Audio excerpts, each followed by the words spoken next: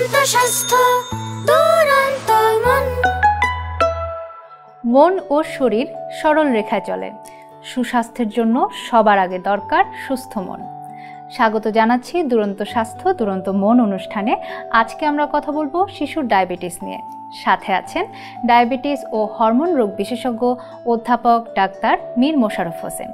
Sir, আপনাকে স্বাগত জানাচ্ছি আমাদের আজকের অনুষ্ঠানে। অনেক ধন্যবাদ। আপনাকে ধন্যবাদ, দুরন্ত টিভিকে ধন্যবাদ এবং দর্শকদেরকেও ধন্যবাদ। স্যার, ইদানিং কিন্তু আমরা বেশ দেখছি যে সারা বিশ্বে ডায়াবেটিস আশঙ্কাজনক হারে বেড়ে যাচ্ছে।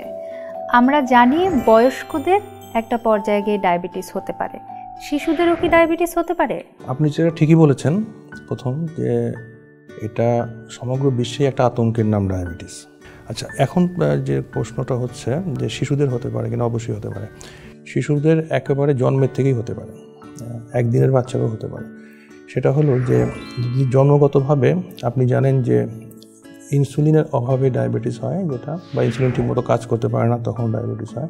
তো জন্মগতভাবে যে সেলগুলো ইনসুলিন তৈরি করে, বিটা সেল বলি, ওগুলো যদি কারো না থাকে তাহলে সে বাচ্চা জন্মগতভাবে ডায়াবেটিস হয়ে থাকে। ডায়াবেটিসের বিভিন্ন ধরন আছে, সেটা 90-এর বেশি শতাংশ হলো টাইপ 2 ডায়াবেটিস। আরেকটা আছে টাইপ 1, অবশ্যই আপনি শুনে থাকবেন। আরও এছাড়া আছে গর্ভকালীন ডায়াবেটিস, অন্যান্য জটিলতার জন্য ডায়াবেটিস, এটা আছে অন্য। কিন্তু মেইনলি বলা হয় যে টাইপ 2 এবং টাইপ 1। শিশুদের ক্ষেত্রে টাইপ 1টাই বেশি দেখা যায়।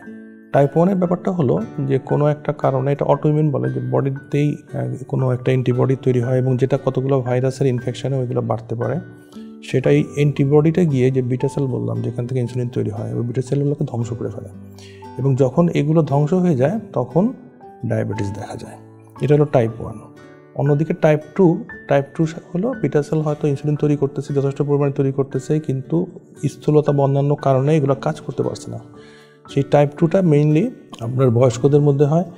তবে এখন আশঙ্কার জিনিস হচ্ছে যে একটা জরিপ চালানো হয়েছিল পিজি হাসপাতাল থেকে 6ষ্ঠ থেকে 10ম শ্রেণীর শিশুদের মধ্যে, এবং ঢাকা শহরে 20-30% শিশুই স্থূলতা আক্রান্ত। এবং যেহেতু স্থূলতার সঙ্গে ডায়াবেটিসের ঘনিষ্ঠ সম্পর্ক আছে, এখন অনেক শিশুও কিন্তু টাইপ 2 ডায়াবেটিসে আক্রান্ত হচ্ছে। আগে আমরা শিশু মনে করলেই বুঝতাম যে টাইপ 1 ডায়াবেটিস। তো এখন এই টাইপ 1-এর সঙ্গে প্রায় 10-15% বাচ্চারা টাইপ 2 ডায়াবেটিসে আক্রান্ত হচ্ছে। এই সংখ্যাও বাড়ছে। স্যার, শিশুদের ডায়াবেটিস আর বড়দের ডায়াবেটিস দুটো কি একই ধরনের? না, দুটো একই ধরনের না। শিশুদের ক্ষেত্রে সাধারণত টাইপ 1টাই বেশি হয়, কিন্তু বড়দেরটা আবার সেটা না। বড়টাদের বিটা সেল ধ্বংস সেভাবে হয় না। বড়দেরও টাইপ 1 হতে পারে, খুব কম। তবে বড়দের যেটা হয় সেটা টাইপ 2, সেটাতে বিটা সেলগুলো ইনসুলিন তৈরি করতে পারছে, কিন্তু সেই ইনসুলিনটা স্থূলতার জন্য হোক বা অন্য কোনো কারণে হোক, সঠিকভাবে স্থূলতাই প্রধানত দায়ী, তো এটা কাজ করতে পারে না ঠিকমতো। কাজ না করলেই রক্তে গ্লুকোজটা বেড়ে যায়। তাহলে দুই ধরনের, একটা হলো যে হরমোনের অভাবে হচ্ছে, আর একটা হলো হরমোন ঠিকভাবে কাজ করতে পারছে না, সেটার জন্য হচ্ছে। এটাই পার্থক্য। স্যার, নবজাতক শিশুর ডায়াবেটিস আর শিশুর একটা বয়সের পর ডায়াবেটিস দুটোই কি সম্ভব? হ্যাঁ, নবজাতক তো বললাম যে নবজাতকের যদি ওই যে বিটা যে সেলগুলো আছে, কোষগুলো, ওগুলো জন্মগতভাবেই ওগুলো না থাকতে পারে। হ্যাঁ, তো সেগুলো না থাকলে তো অবশ্যই একদম জন্মের থেকে ডায়াবেটিস। কারণ যে মাতৃগর্ভে যখন ছিল, মাতৃগর্ভের যে কিছু হরমোন আসে শিশুর মধ্যে এবং গ্লুকোজ আসে, এগুলো তো হয়তো বাচ্চা বেঁচে ছিল, কিন্তু জন্মের পরেই সে নিজের হরমোনের উপর নির্ভরশীল, কিন্তু তখন ডায়াবেটিস দেখা যেতে পারে। আর যেটা টাইপ 1 হয় সেটা একটু পরবর্তীতে সময় হয়, সাধারণত পেরিপিউবার্টাল বলি, মানে সাবালকতা আসার আগে এবং পরে, এই সময় বেশি দেখা যায়। আর ওই যে আরেকটা হলো যে টাইপ 2।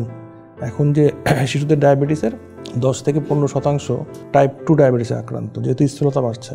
আমাদের যে খাদ্যাভ্যাস, বাচ্চারা ফাস্ট ফুড খাচ্ছে, যে সফট ড্রিঙ্কস যেগুলো হাই ক্যালোরি খাচ্ছে, ভিডিও গেম খেলছে বা কম্পিউটারে বসে আছে, মোবাইল নিয়ে বসে আছে, শারীরিক যে পরিশ্রমটা বা শারীরিক যে কার্যাবলী এগুলো কমে গেছে। কমে যাওয়ার ফলে অবধারিতভাবে স্থূলতা আসছে। স্থূলতা আসার জন্য টাইপ 2 হচ্ছে, বাচ্চারাও টাইপ 2তে আক্রান্ত হচ্ছে এখন। স্যার, পরিবারের মা বাবার যদি ডায়াবেটিস থাকে তাহলে সেক্ষেত্রে কি সন্তানেরও ডায়াবেটিস হবে? হ্যাঁ, জেনেটিক তো একটা ব্যাপার আছে। ডায়াবেটিসকে আমরা বলি যে এটা মাল্টিফ্যাক্টোরিয়াল ইনহেরিটেন্স। মাল্টিফ্যাক্টোরিয়াল হলো জিন প্লাস পরিবেশগত, এনভায়রনমেন্টাল ফ্যাক্টর। জেনেটিক্যালি কিন্তু ডায়াবেটিসটা সরাসরি আসে না, জেনেটিক্যালি ঝুঁকিটা নিয়ে আসে। এখন যদি আমরা যেগুলো এনভায়রনমেন্টাল ফ্যাক্টর, সেগুলো যদি আমরা প্রিভেন্ট করতে পারি তাহলে ঝুঁকি কম। আর না হলে যদি এটা এনভায়রনমেন্টাল ফ্যাক্টরও পায় তাহলে অবশ্যই হবে। টাইপ 2 ডায়াবেটিসটা এটা বাবা মার থাকলেও যে বাচ্চাদের যে হবে এরকম কথা নেই, তবে হওয়ার ঝুঁকি বেশি, এবং তাদের যদি জীবনযাপন পদ্ধতির পরিবর্তনের মাধ্যমে তাদের যদি যে ওজনটা সুনিয়ন্ত্রিত রাখা যায়, ডায়াবেটিস নাও হতে পারে। ধরুন আমার বড় সন্তানের ডায়াবেটিস রয়েছে এবং আমি পুনরায় গর্ভধারণ করতে ইচ্ছুক, সেক্ষেত্রে আমি কি চিকিৎসকের কাছে এই ইতিহাসটা বলবো কিনা, বা আমাকে মা হিসেবে কনসেপশনের পূর্বে কোনো কিছু গ্রহণ করতে হবে কিনা? অবশ্যই আমরা এখন দুটো জিনিসকে খুব জোর দিচ্ছি। সেটা হলো যে গর্ভাবস্থায় ডায়াবেটিস এবং থাইরয়েড হরমোনের পরীক্ষা, এবং কাদেরকে পরীক্ষা করতে হবে, এবং গর্ভধারণের আগে যেটা আপনি বললেন যে যারা গর্ভধারণের আগেই কোনো ব্যবস্থা বা চিকিৎসককে জানাতে হবে কিনা, অবশ্যই জানাতে হবে। এখানে আমরা আবার ঝুঁকি বিবেচনা করি। ঝুঁকির মধ্যে একটা হলো যে বয়স যদি কারো 25-এর উপর হয়, কোনো মহিলার ওজন বেশি থাকে, আমরা স্থূল মহিলা, সেডেন্টারি, যে বসে থাকে বেশিরভাগ সময়, তারপরে ফার্স্ট ডিগ্রি রিলেটিভ, আপনি যেটা বলেন সন্তানের ডায়াবেটিস আছে বা ভাই বোনের ডায়াবেটিস আছে, বাবা মার ডায়াবেটিস আছে, তারপরে যে মহিলাদের একসময় গর্ভকালীন ডায়াবেটিস হয়েছিল, তারপরে পলিসিস্টিক ওভারি একটা রোগ শুনবেন যে মেয়েদের মধ্যে হয়, তাদের সেটা আছে, বা প্রেশার হাইপারটেনশন আছে যে মহিলার রক্তে মানে চর্বির কোলেস্টেরলের অ্যাবনর্মাল ডিসলিপিডেমিয়া বলে, সেগুলো আছে। এছাড়া যেটা একটা দুর্ভাগ্যজনক একটা ব্যাপার হলো যে জাতিগতভাবেই কিন্তু আমরা ঝুঁকিপূর্ণ। আমরা যে দক্ষিণ পূর্ব এশিয়া, সাউথ ইস্ট এশিয়া যেটা কয়েকটা দেশ আছে, আমাদের ডায়াবেটিসে আক্রান্ত হওয়ার সংখ্যা বেশি, এবং গর্ভকালীন সময় প্রায় 27%, অন্যান্য বিশ্বে 16% মতো, কিন্তু আমাদের দেশে 27% মহিলা গর্ভকালীন ডায়াবেটিসে বা উচ্চ গ্লুকোজে আক্রান্ত হয়। কাজে আমরা জাতিগতভাবে ঝুঁকিপূর্ণ। কাজে এটার মধ্যে ওটাও পড়ে যে শিশু মানে এক ছেলে ডায়াবেটিস আছে, মাও ঝুঁকিতে আছে, তাদেরকে অবশ্যই যে প্রেগনেন্সি যখন প্ল্যান করতেছে, প্রেগনেন্সির প্ল্যান করার সময় তাদেরকে স্ক্রিনিং করে তাদের ডায়াবেটিক নাই বা ডায়াবেটিস থাকলে তাদেরকে খুব ভালো কন্ট্রোলে নিয়ে এসে তারপরে গর্ভধারণ করা উচিত। না হলে এর প্রভাব কিন্তু বাচ্চাদের মধ্যে খুব মারাত্মক প্রভাব পড়ে। স্যার, বাসায় থেকে মা বাবা হিসেবে আমরা কি কি লক্ষণ দেখলে বুঝবো সন্তানের ডায়াবেটিস হতে পারে? টাইপ 1 যেটা বললাম, সেটার লক্ষণ কিন্তু খুব সুস্পষ্ট, সেটা বেশি দিন গোপন থাকে, মানে গোপন না, মানে নীরবে থাকে না। টাইপ 2 ডায়াবেটিস অনেকদিন নীরবে থাকতে পারে। শিশুদের মধ্যে যেহেতু টাইপ 1টা বেশি, যে লক্ষণগুলো খুব স্পষ্ট থাকে। একটা হলো যে পানির পিপাসা বেশি পাবে, গলা শুকিয়ে যাবে, বারবার পানি খাবে, বারবার সে প্রস্রাব করবে, ওজন কমে যাচ্ছে, খাওয়া দাওয়া করতেছে ভালো, ওজন কমে যাচ্ছে। এগুলো লক্ষণ, এবং এগুলো কিন্তু খুব কম সময়ের মধ্যে থাকে।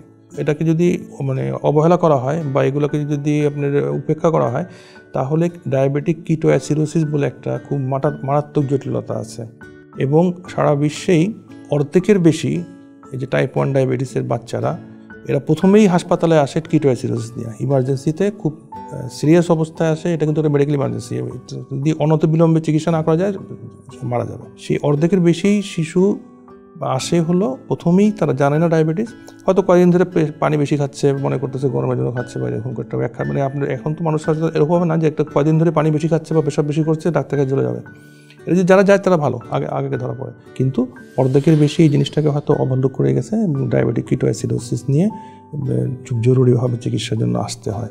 তাহলে স্যার, এটা তো অনেক গুরুত্বপূর্ণ একটা তথ্য, আমাদেরকে সতর্ক থাকতে হবে যে হঠাৎ করে সন্তানের ওজন কমে যাচ্ছে কিনা, বা বারবার টয়লেট ইউজ করছে কিনা, পানি পিপাসা পাচ্ছে কিনা, এই দিকটা আমরা একটু লক্ষ্য রাখবো। অবশ্যই স্যার, আমরা যখন বুঝবো যে হয়তোবা আমার সন্তানের ডায়াবেটিস হতে পারে, সেক্ষেত্রে সেটা নিশ্চিত করার জন্য কোনো পরীক্ষা রয়েছে? জি অবশ্যই নিশ্চিত করার জন্য পরীক্ষা আছে, লক্ষণগুলো তো আছে। এছাড়া ব্লাড গ্লুকোজ আমরা টেস্ট করে, একটা কথা আপনাকে বলে দিই যে এই যে গ্লুকোমিটার দিয়ে টেস্ট করা, যে গ্লুকোমিটারের ছোটো একটা যন্ত্র থাকে যেটা ডায়াবেটিস মাপে, সেটা দিয়ে পরীক্ষা করে কিন্তু ডায়াবেটিস রোগ নির্ণয় করাটা রিকমেন্ডেড না। রক্ত নিয়ে পরীক্ষা করে এটা কনফার্ম হতে হবে যে গ্লুকোজের একটা মাত্রা আছে, খালি পেটে 7 বা তার চেয়ে বেশি, বা গ্লুকোজ খাওয়ানোর পর 2 ঘন্টা পর 11.1 বা তার চেয়ে বেশি, বা যে কোনো সময় যে র্যান্ডম খুব লক্ষণ থাকে তাহলে 11.1 বা তার চেয়ে বেশি হলেই ডায়াবেটিস মাত্রা। এবং যে হিমোগ্লোবিন A1C বলে যে 3 মাসের গড়, সেটা যদি 6.5 বা তার চেয়ে বেশি হয় তখন আমরা ডায়াবেটিস বলবো। তাহলে একটা নির্দিষ্ট পরীক্ষার মাধ্যমেই আমাদেরকে নিশ্চিত হতে হবে। অবশ্যই। ডায়াবেটিস যখন নির্ণয় হয়ে যাবে, এরপর চিকিৎসা ব্যবস্থাটা কেমন হবে? টাইপ 1 ডায়াবেটিস যেটা অধিকাংশ কম বয়সীদের মধ্যে হয়, টাইপ 2 বললাম হচ্ছে, ইদানিং হচ্ছে স্থূলতার জন্য, কিন্তু অধিকাংশই টাইপ 1 ডায়াবেটিস। এটার একমাত্র চিকিৎসা হলো মানে ওষুধের চিকিৎসা হলো ইনসুলিন। এছাড়া তো আছে ডায়েটের ব্যাপার আছে, তাদের জন্য একটা ডায়েট একটা প্ল্যান করতে হবে, যেগুলো ডায়েটে গ্লুকোজ খুব বাড়ায় দেয়, চিনি, গ্লুকোজ বা যে সফট ড্রিঙ্কস আছে যেগুলো হাই সুগার কন্টেন্ট দেয়, এগুলো অ্যাভয়েড না করেই খাওয়া যাবে না। আর যেমন কিছু কিছু জিনিস আছে যে মিষ্টি ফল, ওগুলো লিমিটেড খাওয়া যাবে। স্বাস্থ্যকর যেগুলো খাবার আমরা বলি সেগুলোই মেনলি খেতে হবে। যথেষ্ট পরিমাণে আমিষ জাতীয় খাবার, প্রোটিন, সেটাও থাকতে হবে, কিন্তু যেগুলো বললাম যে চিনি, মিষ্টি, গুড় বা এগুলো দিয়ে তৈরি জিনিস, এটা তো অবশ্যই অ্যাভয়েড করতে হবে। বাচ্চারা তো বুঝবে না, ওরা তো খেতে চাবেই।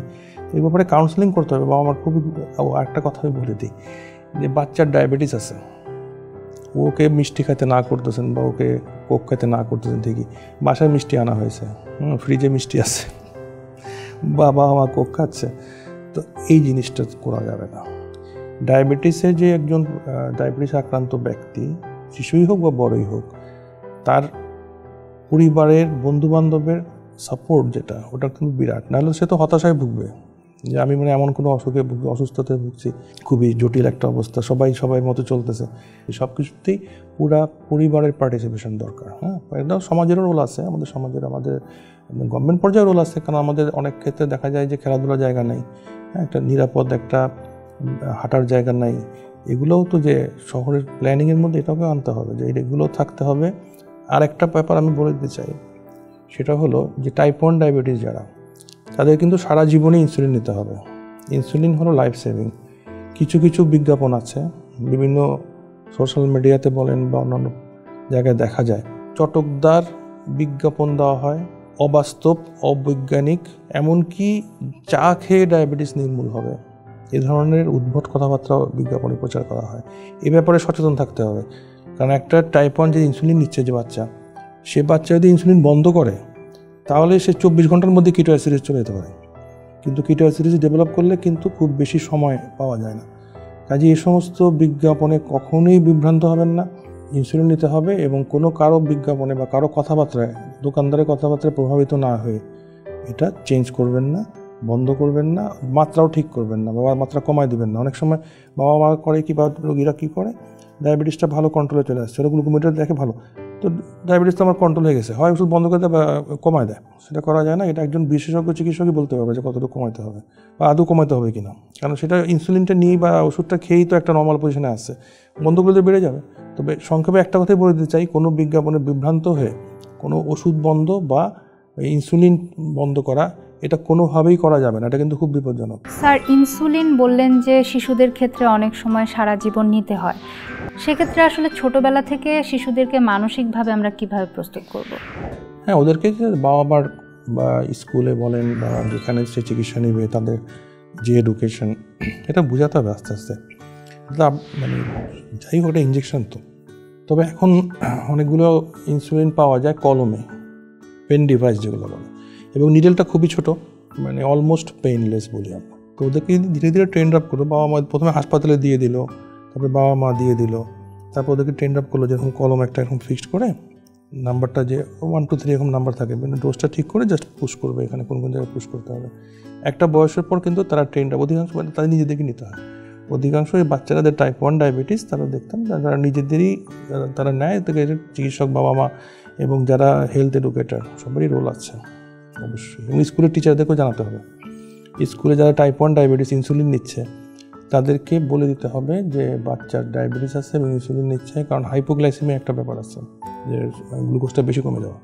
তো যে বাচ্চা সকালে ধরেন ইনসুলিন নিয়ে গেছে, ব্রেকফাস্ট করে গেছে, তো ইনসুলিন অনেক সময় যে সকালে যে ইনসুলিন দেওয়া হয়, এটা দুপুরে আবার কাজ করে, মিক্সড ইনসুলিন। ঠিক সময় সে খাবার না খায় বা অনেকক্ষণ না খেয়ে থাকে, তারা কিন্তু গ্লুকোজ লেভেল ফল করতে পারে, সেটা হলো হাইপোগ্লাইসেমিয়া বলে।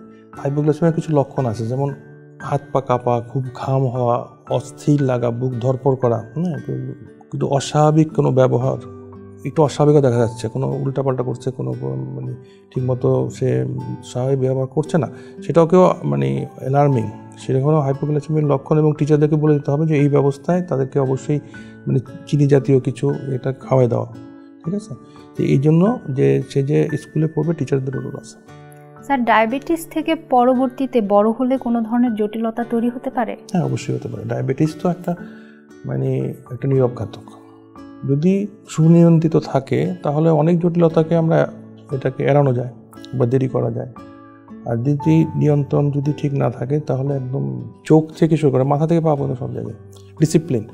আমাদের ইব্রাহিম স্যার যে বাংলাদেশের ডায়াবেটিসের যে পথিকৃৎ, 3টা D, 3D, discipline, diet, drug. Discipline life হতে হবে, হ্যাঁ, ডায়েট ঠিক থাকতে হবে, ড্রাগ তারপরে আসবে, 3D।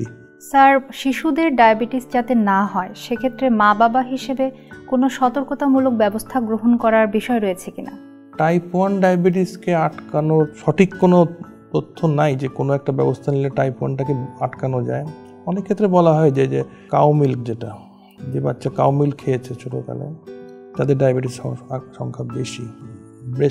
মাদার ব্রেস্ট ফিডিং সেটাতে এই ঝুঁকিটা কম। কিন্তু একদম খুব যে বেশি এটাকে প্রিভেন্ট করা যায় তা না, কিন্তু টাইপ 2কে প্রিভেন্ট করা যাবে। টাইপ 2 যদি সঠিক খাদ্যাভ্যাস এবং শারীরিক পরিশ্রমের মাধ্যমে ওজনটা নিয়ন্ত্রিত থাকে, শিশুদের যদি ওভারওয়েট বা ওবেস না হয়, তাহলে টাইপ 2কে অবশ্যই নিয়ন্ত্রণ করা যাবে, টাইপ 2 হবে না। স্যার, আপনার সাথে কথা বলে শিশু ডায়াবেটিস সম্পর্কে আমরা অনেক কিছু জানলাম। মা বাবার উদ্দেশ্যে যদি আরও কিছু যুক্ত করতে চান। জি, মা বাবার উদ্দেশ্যে একটা কথাই বলবো যে অসুখ বিসুখ থাকবেই। পৃথিবী মানুষ সৃষ্টির পর থেকে এখন পর্যন্ত রোগমুক্ত পৃথিবী আসলে ছিল না কখনোই। অনেক রোগ জানা যেত, ডায়াবেটিস কিন্তু অনেক আগের, এটা প্রায় 4000 বছর আগেই প্রমাণ পাওয়া যায়। মিশরে যে ডায়াবেটিস তখনও ছিল, তখন কোনো চিকিৎসা ছিল না, মৃত্যুই ছিল পরিণাম। এখন তো আমাদের বিভিন্ন ধরনের চিকিৎসা আছে, আধুনিক চিকিৎসা আছে, সব ধরনের চিকিৎসাই বাংলাদেশে সহজলভ্য আছে এবং সরকারিভাবে ইনসুলিনটা যেটা টাইপ 1 ডায়াবেটিস তাদেরকে বিনামূল্যে দেওয়ার প্রোগ্রাম আছে এবং অনেক ক্ষেত্রেই পাচ্ছে।